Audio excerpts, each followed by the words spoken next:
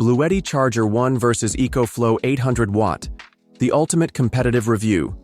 BLUETTI Charger 1 and EcoFlow 800W Alternator Charger excel in powering portable devices efficiently in outdoor or mobile scenarios.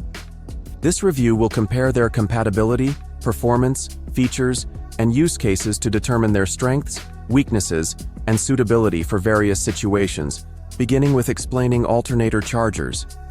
Alternator chargers like the BLUETTI Charger 1 and EcoFlow 800W convert vehicle alternator DC power into suitable voltage for charging portable storage systems. Ideal for off-grid use, they ensure reliable power with BLUETTI offering advanced features, while EcoFlow emphasizes quieter operation, but with limited compatibility.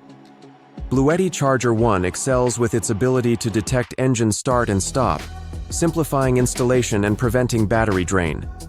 Conversely, EcoFlow 800W lacks this feature, risking battery depletion, especially inconvenient in remote areas.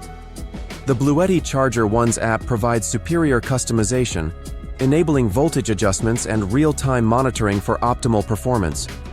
In contrast, EcoFlow 800W lacks these features, limiting user control and flexibility.